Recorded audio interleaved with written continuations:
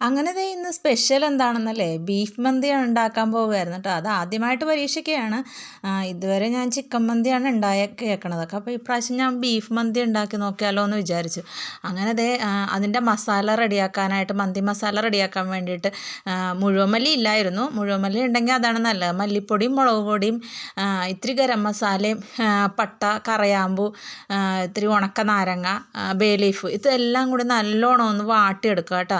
അതൊന്ന് നല്ലോണം, എന്നിട്ട് കുരുമുളകും കൂടി ഇട്ടിട്ട് വേണം നല്ലോണം വാട്ടിയെടുത്തിട്ട് അതൊന്ന് നല്ലോണം മിക്സിയുടെ ജാറിലിട്ടൊന്ന് പൊടിച്ചെടുക്കണം. ഇത്തിരി ഇഞ്ചിയും വെളുത്തുള്ളിയും കൂടി അതും ഒന്ന് അരിഞ്ഞ് വെക്കുക. ഇത്തിരി തൈര്, തക്കാളി, പച്ചമുളക്, സവാള, ഒരു 2 സവാള ഇത്രയും എല്ലാം അരിഞ്ഞ് വെക്കുക.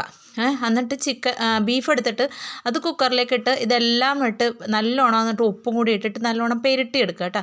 അങ്ങനത്തെ പെരട്ടിയെടുത്ത് അത് നല്ലോണം വേവിച്ച് 7-8 വിസിൽ കേൾപ്പിച്ച് നല്ലോണം അത് വെന്ത് കേട്ടോ. വെന്തിട്ട് ഞാൻ അതിൽ നിന്ന് കുറച്ച് ഗ്രേവി എടുത്ത് മാറ്റി, എന്നിട്ട് ഇത്തിരി കളറും കലക്കി വെച്ചു കേട്ടോ.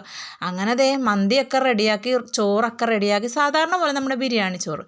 അങ്ങനെ ദേ മന്തി റെഡിയായി. Okay, bye bye, see U.